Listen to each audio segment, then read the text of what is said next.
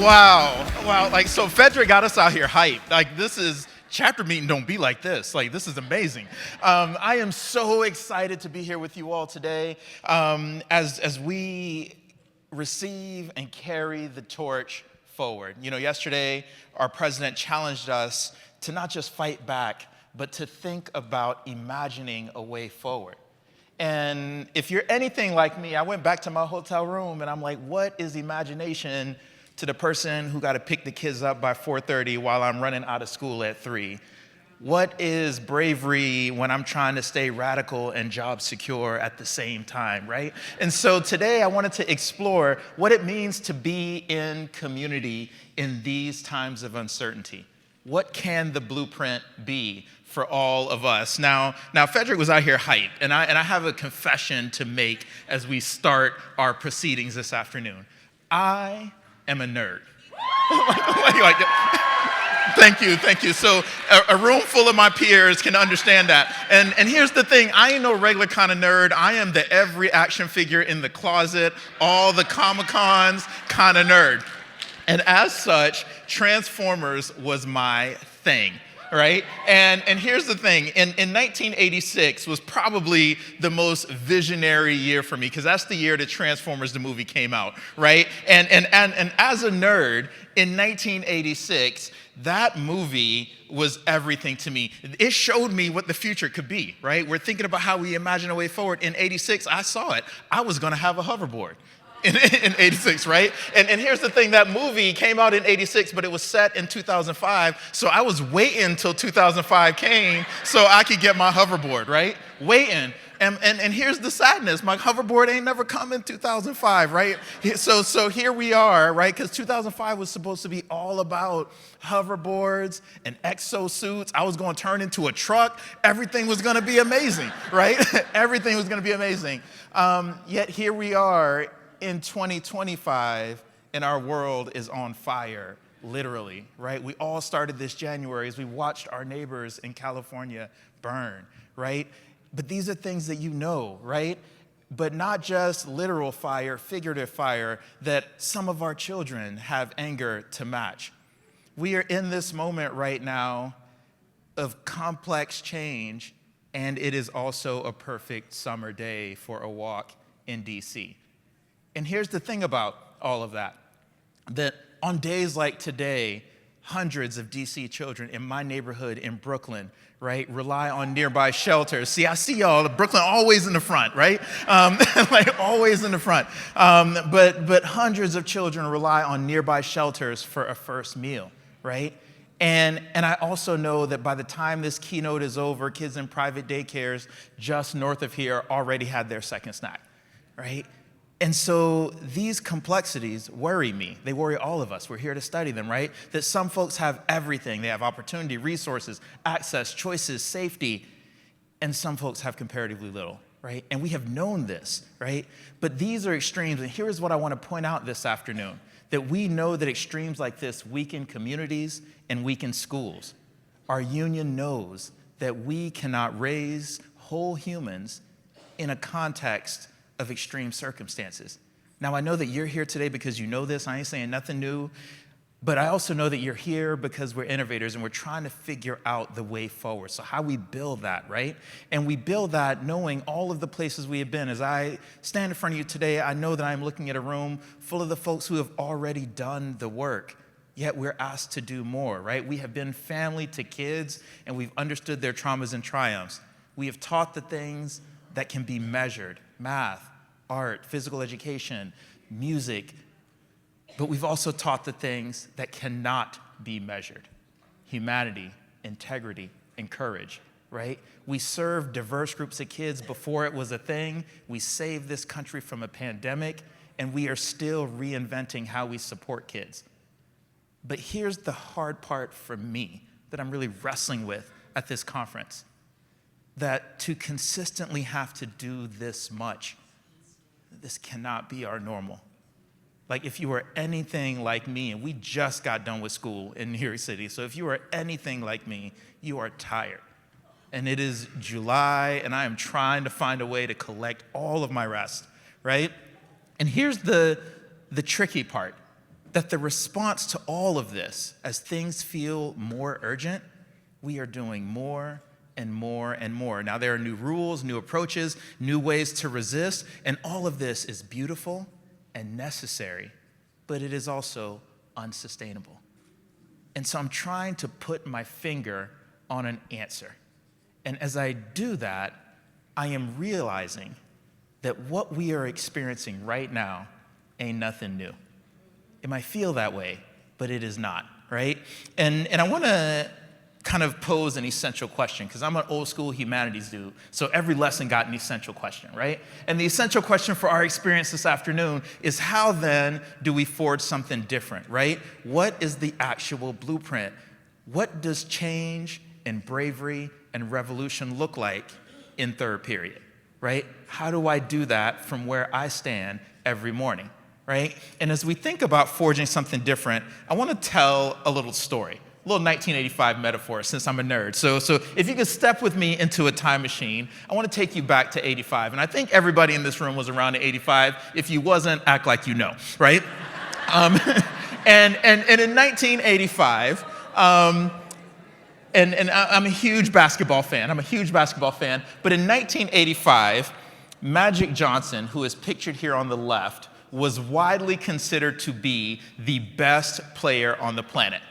And if you're around, say, all my California people, y'all know, right? My Michigan people, y'all know. Yeah, yes. So Magic Johnson was considered the best player on the planet in 85. And this wasn't just in his own imagination. This was his peers. This was other players. This was the sports journalists. Everybody knew that Magic was that dude. But here's the thing that happened in 85.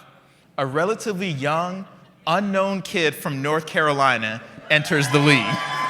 I see y'all, NC. Yeah, so this kid, his name was Michael Jordan. So he enters the league in 85. Now, in 85, wasn't nobody checking for him because Magic was the man, right? And so in 85, Michael Jordan, who is pictured here on the right, Michael Jordan and his scrappy young team from Chicago, they flew all the way, see Chicago in the building, right? They flew all the way to LA, right, to play against the mighty Los Angeles Lakers. Right? And again, nobody was checking for him because Magic was the man, right? So the game starts and all eyes, all cameras, all attention is on Magic. And the game starts and this little boy, Michael Jordan, scores point after point after point. He proceeded to give Magic Johnson the business, right? By the end of the game, Magic is sweating, right? And the Bulls and Michael Jordan win the game, and here is what happens at the end of the game. Magic, clearly exasperated, sweating, out of breath. A reporter goes up to Magic Johnson, and the reporter says this. The reporter says, Magic, you, the best player on the planet, and this little kid just beat you. What happened? And here is what Magic said. Magic stared directly into the camera, and it's on YouTube, so you know it's true, right? Magic stared directly into the camera, and he said, "These new kids are messing everything up. They ruining the game of basketball. It used to be that kids waited for your defense before they tried to score. This little boy don't wait for your defense. It used to be people didn't score on every attempt. This kid scores on every attempt. These new kids are ruining the game." And here's the thing. As I sat in my hotel room last night, and as I was thinking about our charge to move forward, and I feel guilty admitting this, but sometimes I feel like a 1985 Magic Johnson. These new COVID kids is ruining everything. It used to be folks turned in homework. These kids don't turn in homework. It used to be people raised their hands. These new kids don't raise their hands. And here's the thing. I don't want to feel like a 1985 Magic Johnson. I feel very guilty about this confession, right? And so I'm really thinking, how do we move forward? And I want to fast forward 7 years in our time machine to 1992. In 1992, Magic Johnson and Michael Jordan, for the very first time, joined the same basketball team. They both joined Team USA to play in Barcelona, Spain for the Olympic Games, right? Yes, y'all know. So I got peers in this room, y'all know. And many people argue that this is the most dominant basketball team ever assembled. They were nicknamed the Dream Team. They went out to Barcelona. They won every game in commanding fashion, right? As they win, they are standing on the gold medal podium at the end of the final game. They're standing on this gold medal podium, and here's the interesting thing. The same reporter from 1985 finds Magic Johnson, and here's what the reporter says. The reporter says, Magic, 7 years ago, in 1985, I interviewed you, and I asked you about Michael Jordan. And you told me in 1985 that Magic Johnson was ruining the game, that Michael Jordan was ruining the game of basketball. Yet here the two of you stand on this stage after winning a gold medal, perhaps basketball's highest honor for your country. What do you have to say for yourself now? And Magic stared contemplatively into the camera, and this is what he said. He said, in 1985, I was the most dominant player here. But because the game was changing all around me, I had to adjust how I play it, or I was no longer going to be successful anymore. And as I think about our way forward, I am looking out at a room full of the most dominant players in the room. But here's the thing, y'all. This game is changing all around us. And so I'm trying to figure out then, what are the specific adjustments that we make so that we can still be successful? That we used to be the game changers, and now the game is changing us, right? And so what does that go like as we move forward? You know, as I think about it, even summer 2025 has a different feel compared to summer 2024, right? And we feel it in our classrooms. There are invisible things that we can't see, but we know it's there, right? When we think about schema, so what kids know when they get to us and how they know it, that's different now. When we think about mental health, so how kids encounter difficulty, how they solve problems, how they treat themselves, how they treat others, how they treat us, all that feels different now than it even felt last year, right? When we think about affect, so how kids relate to or respond to learning, all that feels different now. Even rate, right? How quickly things move in the classroom. It used to be, you know, I'm an English teacher, right? Used to be you say to me, lit essay, and I can look at you and I can say affirmatively, 4 days. Now you say to me, lit essay, I don't know how the hell long. We just gonna be here till somebody turns something in, right? Like, so all of that feels different right now, right? All of it feels different, right? Even the things that we can measure, so achievement, behavior, sense of belonging, growth, all of these things are different now. And you all know that all of these things has been complicated by the way that contemporary politics and market influences intersect with the work that we do. So how we teach reading, how we think about our history, how we care for our most vulnerable, how we teach kids to consider the humanity of others, these are no longer topics of shared community concern. Rather, these have become the objects of public spectacle. And this hurts young people, and this hurts us, right? So again, I'm thinking, and I'm gonna need y'all to think with me a little bit about, again, how do we answer our president's charge to dream big as we move forward? Because we can't just fight and go back to how things used to be. We gotta create something more beautiful, right? And so as I'm thinking about this, I wanna invite you all to think alongside me, because I'm wondering, again, I'm building on our initial essential question, how do I ensure that the experiences that we design speak to what children and to communities say that they need? So in a moment, I'm about to do a quick little teacher exercise with you. But before I do, y'all know these books? Y'all know these books? And I know I'm an English guy, but for those who don't know, these books were the favorite books in the classroom last year. Like, everybody loved these books last year. So last school year, these were the favorite books. The way they are set up, these books are written by scientists. So what they do is they take two animals and they compare them in the wild to kind of see who would win, right? So if you can imagine, again, the scientists would write all about a jaguar, then write all about a skunk, and then they compare the two to see who would win. So if you can imagine, this is, how do I put this? This is National Geographic meets WWE wrestling, right? Right? And here's why. Like, for example, did you all know that a skunk could beat a jaguar? I ain't know that. Like, a jaguar don't want no problems with a skunk, right? And so here's why I'm showing you these books, because here's the thing that I want to ask you. And this book has not been written yet, so if anybody knows anybody at Scholastic, tell them I need this book. But I'm wondering, and I'm going to ask you to talk to your table for exactly 30 seconds. I want you to talk to folks at your table. And this book has not been written. Here's the thing. My two favorite animals are sharks and lions. Those are my two favorite animals. It is said that sharks and lions are two of the smartest, hardest working organisms on this planet, right? Sharks are incredibly hardworking, incredibly smart. It is said that when they're born, they start swimming and they'll never stop until they die. If that ain't a teacher, I don't know what is, right? Right? Lions, same way. Lions are always caring for the young, securing food, building habitat, hardworking, smart. But again, this book has not been written. So at your table, 30 seconds, in a race, who would win? A shark or a lion? I need to figure, and this ain't a trick question, I don't know. Who would win? Uh-huh. In that water ecosystem, a shark would win. In the land ecosystem, the lion would win. I love you. In habitats, the shark. What is your name? Shoshana. Miss Shoshana? Shoshana. Shoshana. Okay, I got you.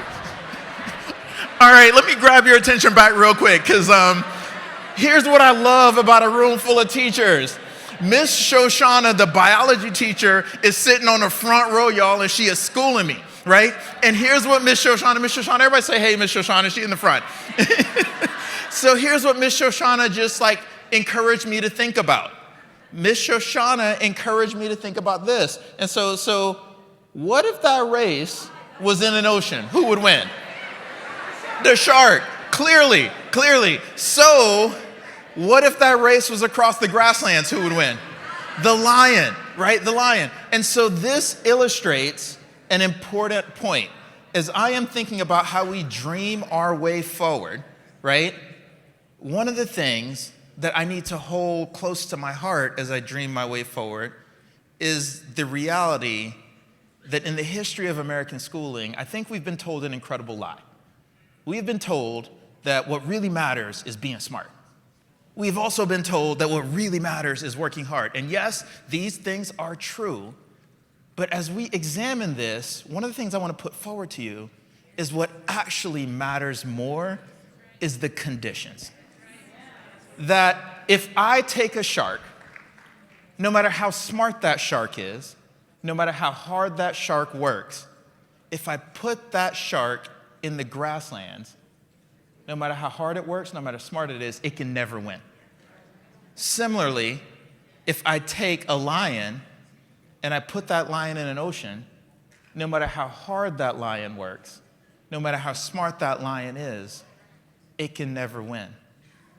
And for too long, American communities and classrooms have built classrooms and ecosystems that feel like oceans, and then we yell at our lions for not succeeding, right?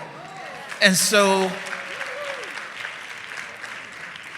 as I think about building conditions, then my essential question for how to dream a better future has to evolve. How do we create conditions that allow all people to succeed, including us, right? And again, I want y'all to dream with me. I'm dreaming here, and I'm thinking about how we not just fight, but how we build, right? And as I think about this, as I think about how we create those conditions, this afternoon, I want to put forward two hypotheses for our work moving forward, right? The first is that how we act on our belief in children has to be different now. That I think every one of us comes to this room, comes to this profession believing in kids. But what belief looks like in this 2025 ecosystem is profoundly different than what belief looked like last year. And so our belief got to be a different kind of strong for this year, right? But my second hypothesis is boldness, that everybody in this room is incredibly bold, right? Everybody in this room walks with that boldness into work in the morning, and then we walk back to our families with that same boldness. But what boldness looks like in 2025, I think has to be a little different. And so I want to explore that as we think about dreaming forward. So of course I'm talking about adjusting to this game a la Magic Johnson, right? But I also want to acknowledge we are doing all of this new stuff while striving to overcome some very specific barriers. And so I want to be clear-eyed about my dreaming, right? That I am dreaming of radical possibility in the face of unsustainable expectations. Like if I do all of the things, I am too tired to attend to my family, to have fun, to, the thing that challenges us in this moment is that we are doing this work in a context where the cynicism and fear that exists outside of our classrooms is making its way into our classrooms, right? And then we're attempting to be flexible and thoughtful and creative and loving while there are rigid institutional and social structures that cannot always match the flexibility with which we must work, right? And so I'm thinking about what it means to believe in young people, and I'm thinking about what it means to be bold in the face of these challenges. And so I want to give us a bit, again, of a blueprint for how we dream, a bit of a recipe, right? And again, I think that belief in 2025 is flavored a little bit differently, right? That when a thing isn't working out for kids, we can engage in the kind of innovation that creates better realities, right? And we know that intellectually, but what does that look like at 10:15 a.m. right before third period, right? I know these things intellectually, but what does that look like when I've only got, 7 minutes to walk the kids down to the lunchroom, 23 to eat my lunch, and then I got to get back to it, right? And so sometimes in school, there can be this rigid belief that this is how a thing is supposed to be done, right? And so when there's a situation in a classroom that doesn't always work for kids, sometimes I get stuck to my very rigid thinking, right? And so I am practicing as we dream our way forward how to move beyond that. And here's a fascinating thing, because often what happens in school, and you know this as well as I do, that sometimes instead of thinking about how we might bend curriculum or reimagine or remix an experience to work better for kids, sometimes the demand is that young folks conform to us. And as I look at this room, I see folks nodding their heads. I hear people whispering, you know that this is not okay. But here's the interesting thing. Also, young people know that this is not okay. And they almost always attempt to communicate this to us, right? We see it in their behavior. We see this in their growth, right? No young person ever is going to write me the well-worded email that says, "Dear Mr. Minor, the way that you crafted this learning experience does not meet my needs as a learner," right? I am never going to get that email from a kid. Rather, that kid is going to throw a paper ball, right? That kid is going to get out of their seat and walk around the room while I'm trying to teach. That kid is going to take out a cell phone. That kid is going to nudge a friend, right? And when that kid throws the paper ball, that's the kid communicating to me, "Dear Mr. Minor, the way that you crafted this learning experience does not meet my needs as a learner." But here's the thing that happens. Sometimes we read that communication and we label it. We call it deficiency. We call it defiance. And we have historically used these labels to sort and segregate kids. And so one of the things that I am grappling with as we imagine radical possibilities for the future is that belief in 2025 means asking myself, how might we do things differently? That sometimes the conversations at school become all about, how we quote unquote fix the bad kids, right? Instead of reflecting inward, sometimes I shift blame to kids. And again, these are not always easy confessions to make while I'm standing on the stage holding this mic, right? And here's one thing that we know, that this process of inflexible system and labeling of kids, this process happens disproportionately to our multilingual children, or to our children with learning disabilities, or to our kids from groups that have historically been marginalized in institutions like school. And one of the things that I am internalizing as we dream a better future, and as I think about the nuts and bolts of that dream, is I am attempting to use this summer to teach myself and to be in community with folks like you to understand that if the ways that school have historically worked to harm some people, then we can reimagine what it means to do school. That this is the kind of innovation that I feel inspired to do at this conference. So saying that I believe in you now in 2025 means I believe in you, so I will innovate until this thing works for you, right? That you know, and I often ask myself, all right, but we've known innovation as the tool, right? And this is my family. We're New Yorkers. We're in Brooklyn. We live in Fort Greene, so all my Brooklyn people. And to know about Fort Greene, you got to know that Fort Greene has gentrified very rapidly. So there are a lot of cars in Fort Greene that didn't used to be there. So me and my family, we ride bikes everywhere. So this is us on the way to school in the morning. You know, I take my daughters, I drop them off, and we bike everywhere. And here's the fascinating thing about being a bike family is my kids, they got the Disney Plus, and Disney Plus is crazy, y'all, because my children, they watch all these movies, and the children on Disney Plus, their families got cars. And so my daughters, they come to me and they're like, why we don't have a car, right? And so my daughters this summer, it's rough, y'all, it's rough being a dad. But my daughters this summer, they were like, Daddy, we want to get a car and we want to go on a road trip. I'm like, why do we need a road trip? A train right here. Why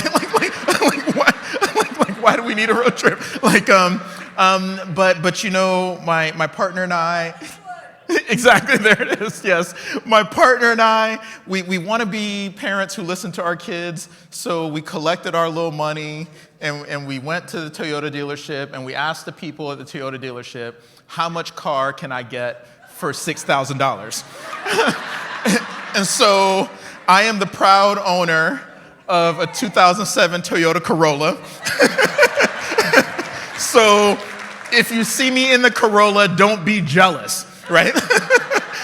So we got the Corolla this summer, and we got the children, and we put the children in the Corolla, and we went on a road trip for the very first time this summer. And it was a struggle, y'all. It was a struggle because I got Brooklyn children, right? And this is what my children did. To illustrate this for you, and if you know Brooklyn, you got to leave Brooklyn, you got to get on the BQE, right? And so we leaving my place on Atlantic, near Atlantic, and we're driving toward the BQE, and we cross over, you know, Pacific, we cross over Dean Street, you know, we ride toward Red Hook, and we ride 2 blocks, and the road trip is going great. We ride 4 more blocks, and the road trip getting a little bit problematic. And we get to block number 6, and my daughter looks me in the rearview mirror, and she asks me perhaps the most profound question that I have ever heard. She looks me in the rearview mirror, and she said, Daddy, why aren't we there yet? And here's why I'm telling this story, because all these things in education we have known, and yet here we are, summer 2025, looking ourselves in the rearview mirror, asking ourselves, why aren't we there yet? And again, I have a hypothesis. I am believing that this innovation, this dreaming that we have been challenged to do requires us, of course, to work collaboratively, but in this new ecosystem requires us to work through conflict and disagreement. And this, my friends, is bold. And here's the thing, if you anything like me, I share with y'all, I'm a nerd, right? I came to teaching because I don't want no problems. I am conflict and risk averse, right? And so, but how do I engage in the kind of bold work necessary to serve my students and to serve my community? And so one of the things, and I really had to like lay it out for myself. I'm like, all right, Cornelius, this is your summer to learn how to do this, right? And so for me, there are several steps here. When I am thinking about dreaming and turning those dreams into action, step one for me is I start at the pain. That what is the thing that is causing young people or other professionals in my building to feel difficulty? And we know from experience that the pain points are usually behaviors or outcomes, right? And so for me, concrete example, like one of my pain points is, and I'm in middle school, but one of my pain points is, it's hard to say this. I don't know if y'all got them everywhere in the country because Brooklyn kids are unique, but we have about 3, 4, 7th grade boys that ritually will come to the room, and they'll, come to the room respectfully and walk into the room. They're chilling for the first 2 or 3 minutes. And then about minute number 4, somebody will ask for the bathroom pass. They will collect the bathroom pass, and they'll be gone 35, 40 minutes, right? That for me, that's a pain point, right? Does that make sense? And here, and I don't know if y'all got those kids in the rest of the country, but I go to the department meeting or the grade team meeting, and sometimes we'll talk about our pain points. We'll talk about the kids who leave the room and don't come back, right? We talk about the pain points, and we spend a whole meeting talking about the problem, right? And one of the things that I'm trying to train myself this summer, if I want to be the kind of dreamer that we have been challenged to be, I have to start at the pain, but I can't stay there, right? So we have this history of falling in love with the problem, right? And I'm really trying to think about, all right, I'm going to limit my talk on the pain to 90 seconds, right? I'm going to identify the pain, because after I identify the pain, step 2 means I have to strive to make connections. How are those pain points connected to either academic proficiency or emotional well-being, right? That I want to get to the root of the experience, right? Because if I spend my whole experience yelling at kids to come back to the room or creating, new systems for hallway passes, that's not going to get me to the root of the problem. And here's the thing, and here's what I'm learning as I reflect on last year. And here's how I hope that we use this to answer our president's call for dreaming, right? That toward the end of last year, I was tired, as many of us get kind of in March. And whenever I get tired, that's when I start scheduling all my dental appointments, because the dentist can't never see you after 3. The dentist always got to see you at 10:30, right? And so I'm tired, school is getting arduous, so I schedule a dental appointment. So I go to the dentist, I'm at the dentist at about 10:30, catch myself a little break, right? Like, only in our profession does one turn to cavity filling as a break, right? But I go to the dentist, 10:30, get my little cavity filled. I return to school at, about 12:30, 12:15. And as I got back to school, I came to school like mid-class, right? So I am walking to the room, and those same boys that escaped the classroom, right? And we know it's not just one who asked for the bathroom pass. One will ask for the bathroom pass, leave the room, walk down the hall, look in the window of the next classroom, signal to the homie. That homie asked for the bathroom pass. So then they go down to the next, they signal to that homie.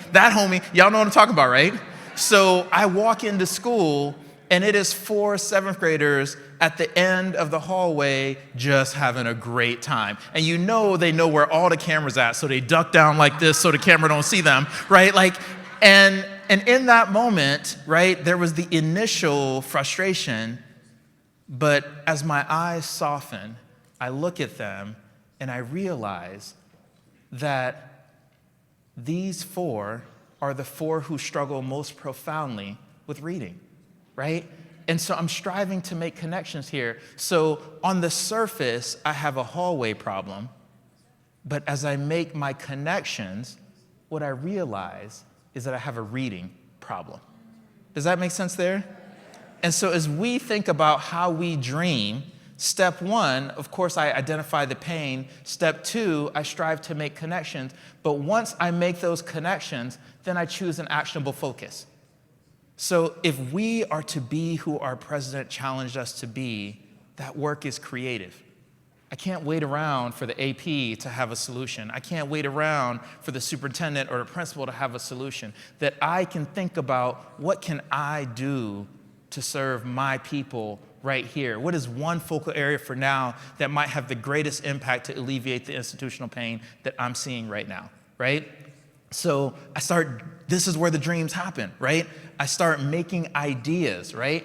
And one idea that I had as I gazed lovingly at these 4 young men at the end of the hallway, as I was like, what would happen if the first activity that I created each period was an activity that reminded kids of their inherent genius, was an activity that was possible, was an activity that felt accessible, was an activity that felt successful?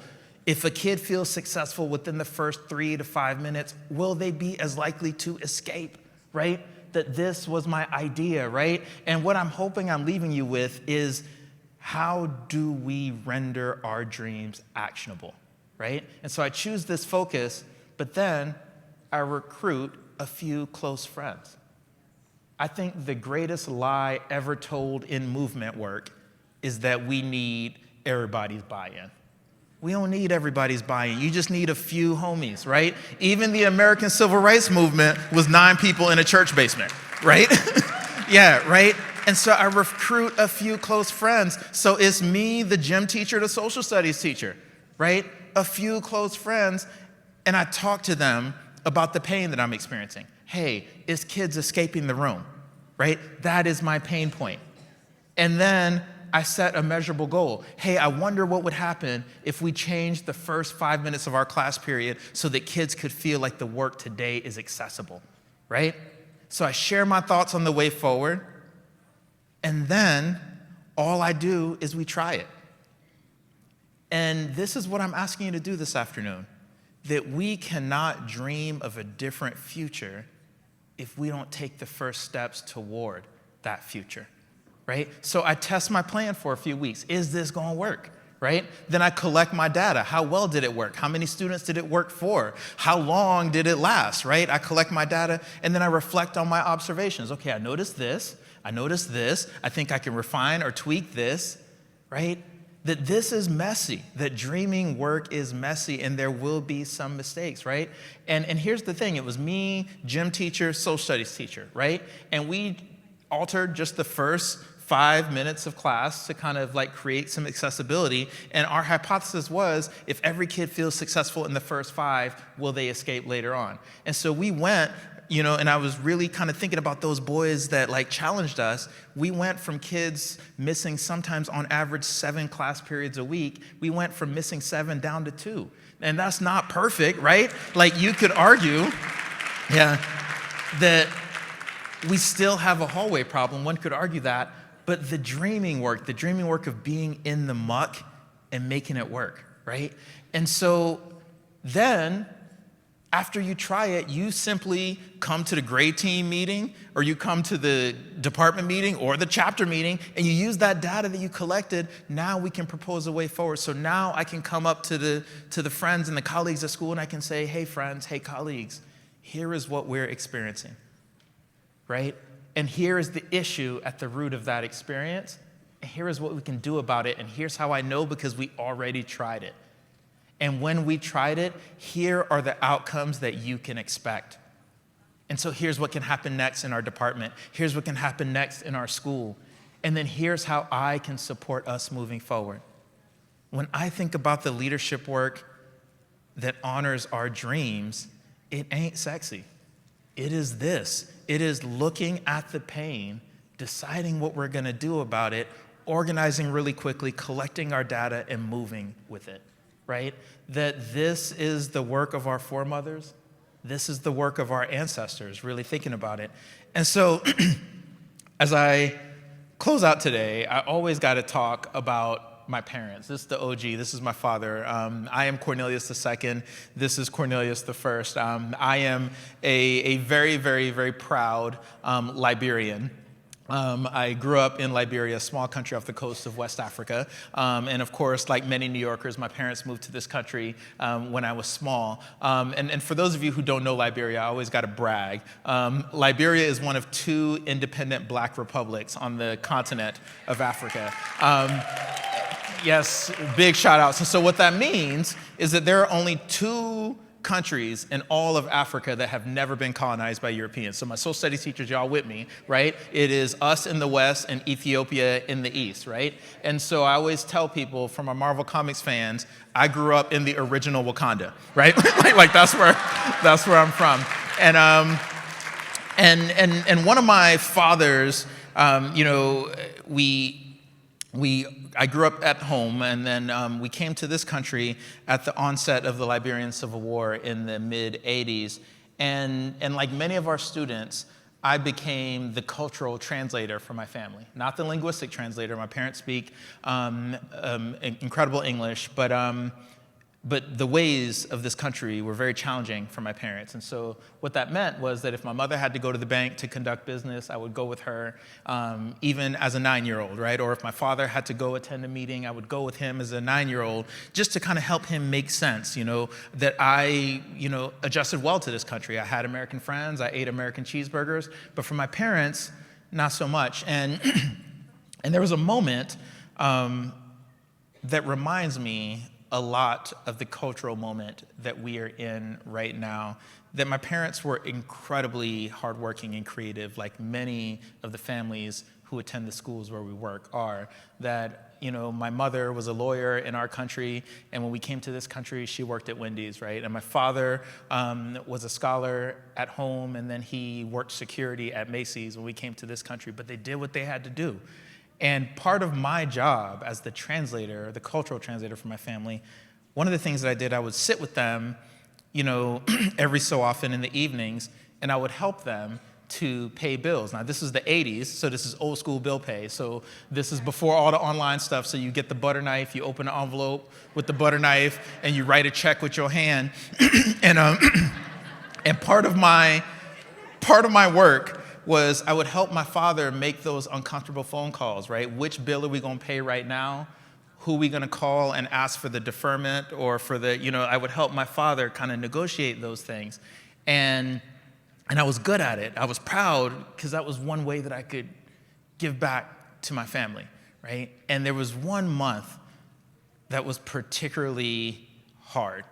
And I remember my father, and it was me, my mom, and my younger sister had already gone to bed, and my father is sitting at the table, and he turns to my mother and he says, this month is especially hard.